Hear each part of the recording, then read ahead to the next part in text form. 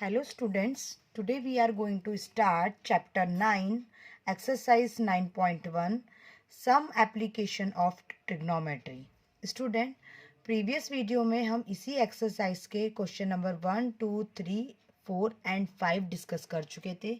अब हम उसके आगे के 5 क्वेश्चंस आज इस वीडियो में डिस्कस करेंगे।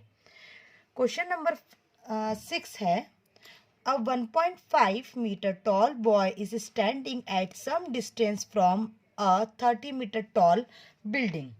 The angle of elevation from his eyes to the top of the building increases from 30 degree to 60 degree as he walks toward the building.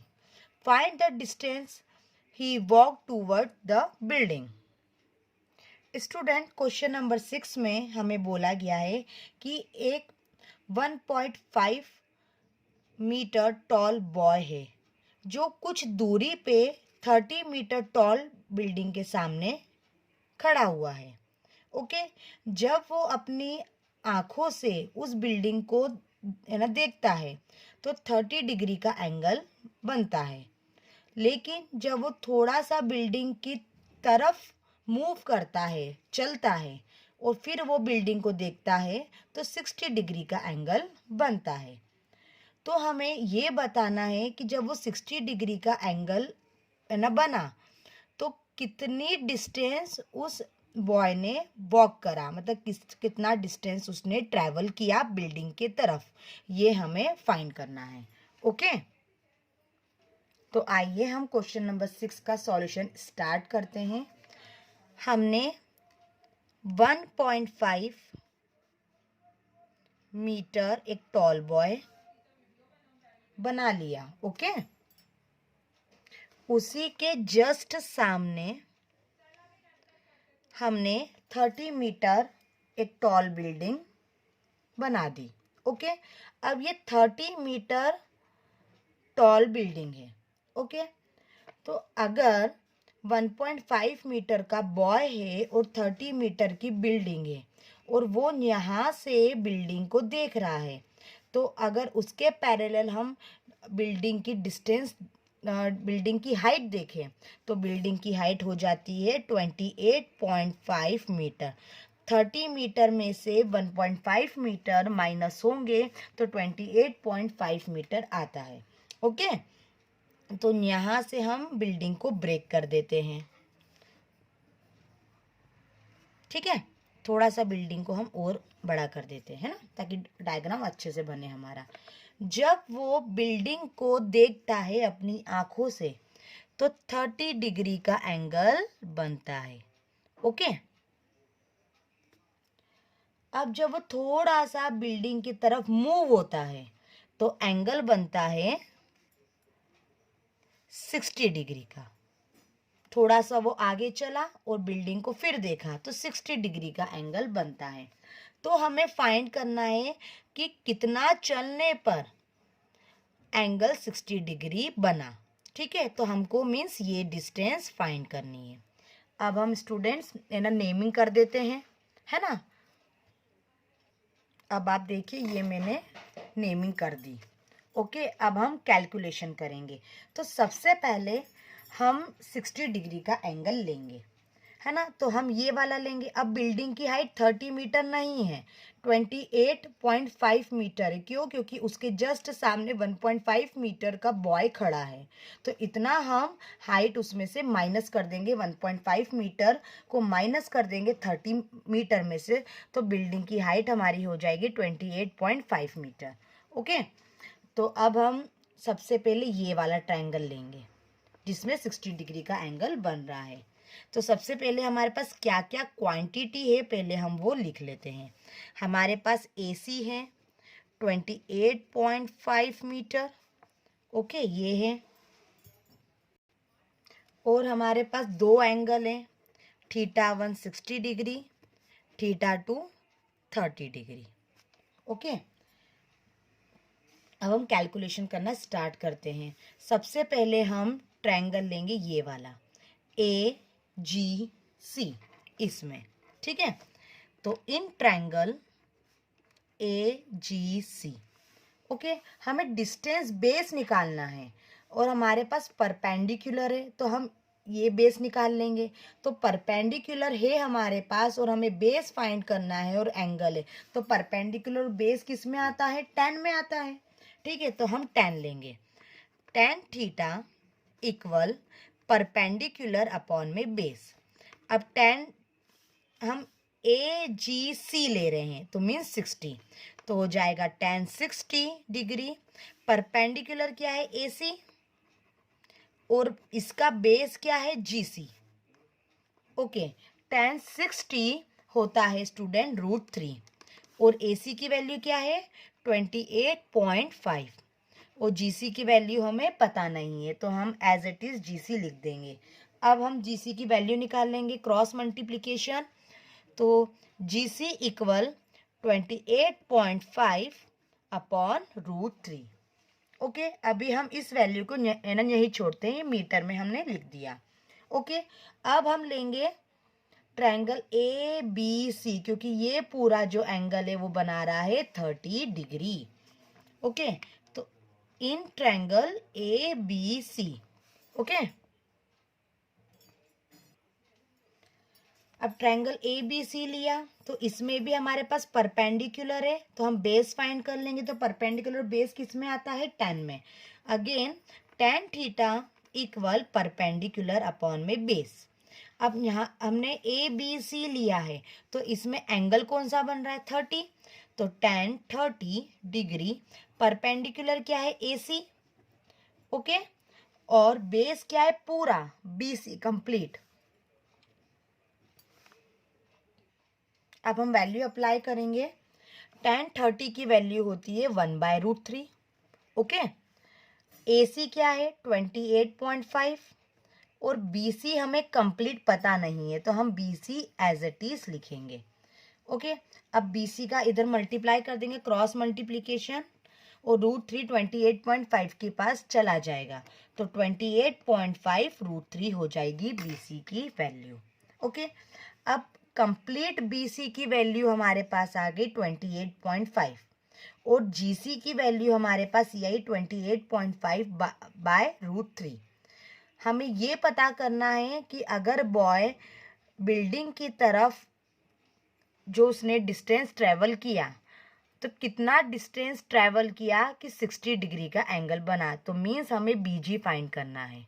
Okay, तो BG हम फाइंड कैसे करेंगे, अगर कंप्लीट BC में से मैं GC माइनस कर दूं तो मुझे BG आ जाएगा, है ना।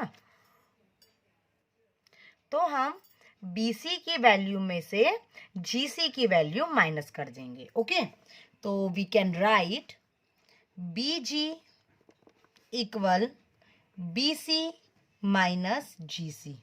ओके, BC की वैल्यू अभी क्या है हमारे पास 28.5 √3 और GC की वैल्यू पहले हमारे पास आई थी 28.5 अपॉन √3। ओके, अब आप यहाँ देखिए 28.5 इधर भी है 28.5 इधर भी है। बेसिक ना मैथमेटिकल कैलकुलेशन लगाएंगे हम, तो 28.5 हमने कॉमन निकाल दिया तो यहाँ बचा √3 माइनस 1 अपॉन √3। ओके, अब हम कैलकुलेशन करेंगे, एलसीएम ले लेंगे। 28.5 as it is, cross multiplication √3 into √3, 3 minus 1 upon में √3। ओके, 28.5 एज इट इज, 3 में से 1 माइनस होंगे 2 आएगा, √3 एज इट इज। ओके, अब आप यहाँ देखिए √3 यहाँ पे अपॉन में आ रहा है, तो प्रीवियस क्वेश्चन में जैसे हमने किया था √3 और √3 का हमने मल्टीप्लाई एंड डिवाइड किया था। ओके, तो √3 का हम मल्टीप्लाई करेंगे, √3 का डिवाइड करेंगे। ओके, 28.5 इंटू 2 होता है स्टूडेंट्स 57 और √3 as it is, √3 into √3 3। Okay, अब हम थोड़ा सा कैंसलेशन करेंगे, 3 1 ज़ा 3, 3 1 ज़ा 3, कैरी आया 2, 3 9 ज़ा 27, तो 19√3 मीटर। मीन्स हम बोल सकते हैं कि अगर बॉय 19√3 मीटर चला, तब जाके 60 डिग्री का एंगल बना। ओके, तो यहाँ पे हमारा क्वेश्चन नंबर 6 फिनिश होता है। Now question number 7, from a point on the ground, the angle of elevation of the bottom and the top of the transmission tower fixed at the top of 20-meter high building are 45 degree and 60 degree respectively. Find the height of the tower. Student, question number 7 में हमें बोला गया है कि एक 20 metre high building है, उस पे एक ट्रांसमिशन टावर लगा हुआ है। ट्रांसमिशन टावर के बॉटम, ठीक है, जहाँ से वो जुड़ा हुआ है बिल्डिंग पे, वो ग्राउंड पर 45 डिग्री का एंगल बनाता है, और ट्रांसमिशन के टॉप से वो ग्राउंड पे एंगल बनाता है 60 डिग्री का। तो हमें टावर की हाइट फाइंड करना है। इस क्वेश्चन को हम डायग्राम के थ्रू अच्छे से एक बार और समझते हैं। स्टूडेंट्स, एक 20 मीटर हाई बिल्डिंग है, उसके ऊपर एक ट्रांसमिशन टावर लगा हुआ है। ओके, तो मैंने यहाँ पे ट्रांसमिशन टावर बना दिया, और यहाँ पे मैंने एक ग्राउंड का पॉइंट बना दिया। तो ट्रांसमिशन टावर का जो बॉटम में जो निचला हिस्सा है, उससे 45 डिग्री का एंगल बनता है, अगर हम वहाँ से नीचे की ओर ग्राउंड के पॉइंट को देखें। ओके, फिर ट्रांसमिशन के टावर के टॉप से अगर हम नीचे की तरफ देखें तो 60 डिग्री का एंगल बनता है। ठीक है, अब यहाँ से हम ये बेस जोड़ देते हैं। तो हमें ये बताना है कि अगर 20 मीटर हाई बिल्डिंग है, ठीक है, तो टावर की हाइट क्या होगी, ये हमें फाइंड करना है। ओके, तो सबसे पहले हम इसकी नेमिंग कर देते हैं। तो देखिए, हमने यहाँ पे नेमिंग कर दी। 45 डिग्री का एंगल बन रहा है बॉटम से, ठीक है, और टावर के टॉप से 60 डिग्री का कंप्लीट एंगल बन रहा है। तो हमारे पास जो जो चीज़ अवेलेबल है पहले हम वो लिख देते हैं। टावर की हाइट फाइंड करना है, तो इसे हम h मान लेते हैं। ओके, तो सबसे पहले हमारे पास AB हमने मान लिया h मीटर है। ओके, BC जो कि बिल्डिंग है, उसे हमने ले लिया 20 मीटर। हमारे पास दो एंगल है, एक एंगल है 45 डिग्री और एक एंगल है 60 डिग्री। ओके, तो θ1 θ2 हम नाम दे देते हैं। तो सबसे पहले हम 45 डिग्री का एंगल ले लेंगे। ओके, जिसमें हमें परपेंडिकुलर दिया हुआ है और हम बेस फाइंड कर लेते हैं। फिर हम 60 डिग्री का कंप्लीट एंगल लेंगे, जिसमें हमारे पास कंप्लीट परपेंडिकुलर होगा और बेस तो हमारे पास होगा ही सही, तो जिससे हम h फाइंड इजीली कर सकते हैं। ओके, देखते हैं कैसे। सबसे पहले हम BDC ट्रायंगल ले लेते हैं। इन ट्रायंगल BDC परपेंडिकुलर है, हम बेस फाइंड कर लेंगे। तो परपेंडिकुलर बेस किस में आता है, tan थीटा में। तो tan theta equal perpendicular upon में बेस। ओके स्टूडेंट्स, अब हम जब हम BDC ले रहे हैं तो यहाँ पे कौन सा एंगल बन रहा है, 45 डिग्री। तो tan 45 डिग्री। परपेंडिकुलर क्या है, BC, और बेस क्या है, DC। ओके, tan 45 की स्टूडेंट्स वैल्यू होती है 1। BC की हमारे पास वैल्यू है 20, है ना, यहाँ पे DC आएगा, मैंने BC लिख दिया है। ओके, अपॉन में DC। अब हम क्रॉस मल्टीप्लिकेशन करेंगे, तो 1 इंटू DC 20 मीटर, मीन्स हमारे पास बेस आ गया 20 मीटर। तो यहाँ पे मैं डायग्राम में लिख देती हूँ 20 मीटर DC हमारे पास बेस आ गया। ओके, अब हम कंप्लीट एंगल 60 लेंगे, मीन्स ट्रायंगल ADC। ओके, तो हम लिख देते हैं tan ट्रायंगल ADC। ओके, अब ADC लिया हमने, तो यहाँ पे कौन सा एंगल बन रहा है 60। तो सबसे पहले हम लिखेंगे tan theta perpendicular upon base. हम यहाँ पे लिखेंगे 60 क्योंकि 45 हम ले चुके हैं। डायग्राम में आप देखिए परपेंडिकुलर क्या है, कंप्लीट AC है। Okay, AC। बेस क्या है, DC। tan 60 की स्टूडेंट्स वैल्यू होती है √3। AC की वैल्यू हमें कंप्लीट नहीं पता है, एक H है और 20 है, दोनों में से कौन सी लिखे हमें नहीं पता है। ओके, तो हम यहाँ AC की प्लेस पे लिख सकते हैं H+20, दोनों लिखना पड़ेगी, दोनों में से एक नहीं, क्योंकि AC H और 20 मिलके बना रहे हैं। तो AC की प्लेस पे हम लिख देंगे H+20 और DC की प्लेस पे हम लिखेंगे 20, क्योंकि अभी अभी हमारे पास 20 DC की वैल्यू आई है। Now cross multiplication 20√3 H+20 as it is. Okay, अब 20 को हम लेफ्ट हैंड साइड ले आएंगे, 20√3 minus 20 H as it is. Okay, अब 20 इधर भी है, 20 इधर भी है, हम 20 कॉमन निकालेंगे, 20 तो √3 बचा, यहाँ से 20 जाएगा तो -1 आएगा, H इक्वल में एज इट इज। स्टूडेंट्स, √3 की वैल्यू होती है, आपको ये याद करनी पड़ेगी, √3 की वैल्यू होती है 1.732। तो हम √3 की प्लेस पे लिख देंगे 1.732 -1 equal H as it is. 1.732 में से 1 माइनस होगा तो आता है 0.732 equal H as it is.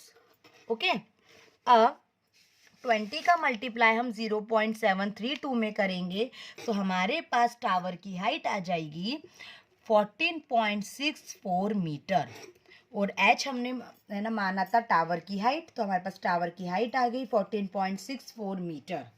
तो यहाँ पे हमारा क्वेश्चन नंबर 7 फिनिश होता है। Now question number 8, a statue 1.6 metre tall stands on the top of a pedestal from a point on the ground. The angle of elevation of the top of the statue is 60 degree and from the same point the angle of elevation of the top of the pedestal is 45 degree.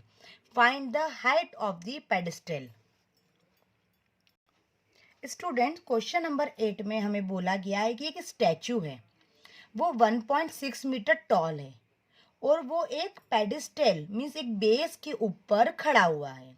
ठीक है, अब हमें ये बोला गया है कि ना क्वेश्चन में कि जो स्टैचू है वो उसके टॉप से ग्राउंड की तरफ 60 डिग्री का एंगल बना रहा है। ठीक है, और जो पेडिस्टल का टॉप है उससे ग्राउंड की तरफ 45 डिग्री का एंगल बन रहा है। तो हमें हाइट निकालना है किसकी, पेडिस्टल की, मीन्स बेस की हाइट निकालना है जिस पे वो टिका हुआ है, जिस पे वो खड़ा है। तो हम इस क्वेश्चन को एक बार डायग्राम के थ्रू समझते हैं।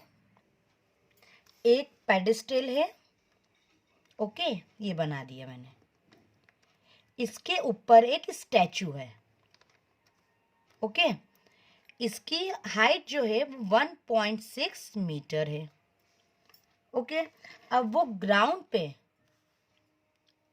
अगर हम ग्राउंड से उस स्टैचू को देखें, ठीक है, तो एंगल बनता है 60 डिग्री का। तो मैं ये कंप्लीट 60 डिग्री लिख देती हूँ। ओके, अब जो पेडिस्टल का टॉप है मतलब बेस का टॉप है, वहां से जो एंगल बनता है वो एंगल बनता है 45 डिग्री का ग्राउंड की तरफ। ठीक है, तो जो पेडिस्टल है मीन्स जो बेस है जिस पे स्टैचू टिका हुआ है उसकी हमें हाइट फाइंड करनी है। ठीक है, ये क्वेश्चन सिमिलरली क्वेश्चन 7 जैसा है। ठीक है, क्वेश्चन नंबर 7 में पहले हमने ऊपर की हाइट निकाली थी और नीचे की हाइट हमें दी हुई थी। अब यहाँ पे क्वेश्चन नंबर 8 में हमें ऊपर की हाइट दी हुई है, नीचे की हाइट हमें फाइंड करनी है।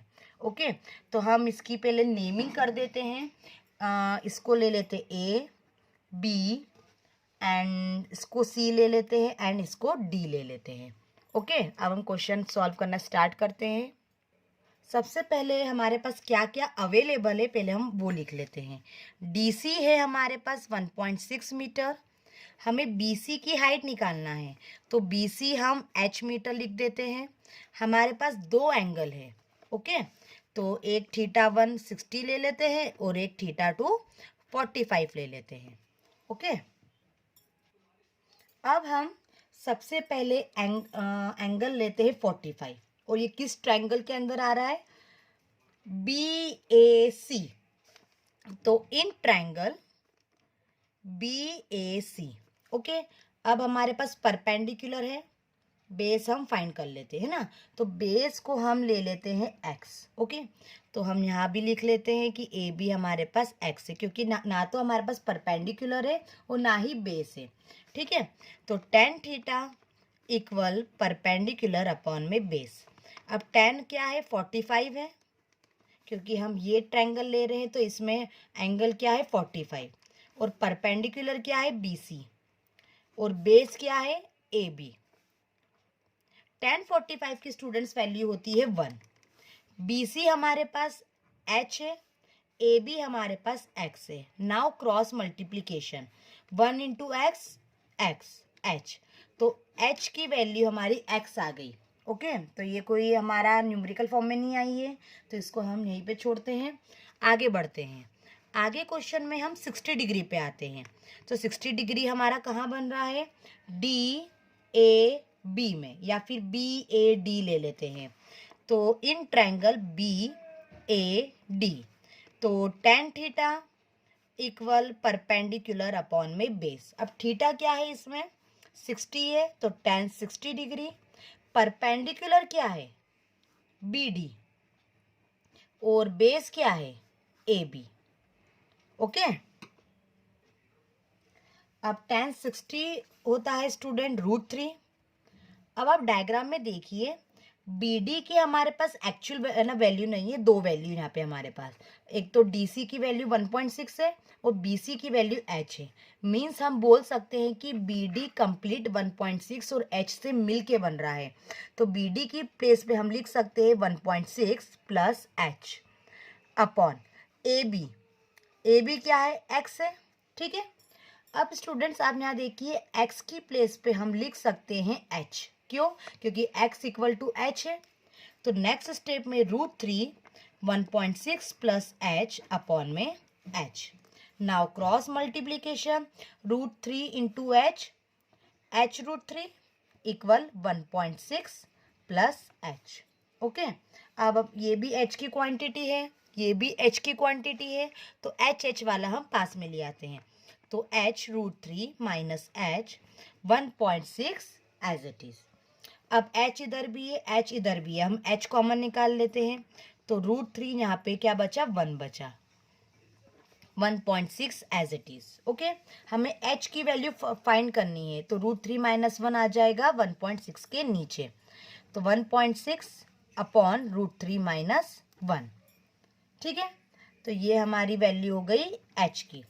पर ये हमें प्रॉपर एक न्यूमेरिकल फॉर्म में है ना बिल्कुल नहीं मिल रही है, तो नीचे का हम कर देंगे डिनोमिनेटर का रेशनलाइजेशन। रेशनलाइजेशन कैसे करते हैं ये आप लोगों ने 9th क्लास में सीखा है। तो 1.6 upon √3 minus 1, √3 plus 1, opposite side opposite sign का हम मल्टीप्लाई करते हैं एंड डिवाइड करते हैं, ओके। अब 1.6 इंटू दिस, ठीक है। तो हम पहले लिख लेते हैं नेक्स्ट स्टेप में 1.6 √3 प्लस 1। यहाँ देखिए a minus B, a plus B, A square minus B square, same quantity with opposite sign, A square minus B square. तो √3 स्क्वायर माइनस 1 स्क्वायर, ओके। तो ये आ जाएगा 1.6 √3 प्लस 1, √3 का स्क्वायर 3, 1 का स्क्वायर 1, तो 3 माइनस 1 2 आ जाएगा, ओके स्टूडेंट्स। अगर हम 1.6 को 2 से कैंसिल करते हैं तो हमारे पास आता है 0.8, ओके।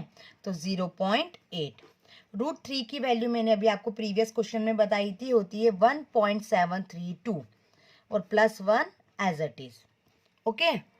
अब 0.8 1.732 में हम प्लस 1 करेंगे तो आता है 2.73, ठीक है। अब दोनों का हम क्वांटिटी का मल्टीप्लाई कर देंगे, तो मल्टीप्लाई करने पर आता है 2.184। तो ये हमारी वैल्यू आ गई h की। ठीक है, तो हम बोल सकते हैं कि पेडिस्टल की हाइट है, जिसको हमने h माना था, 2.184 मीटर है।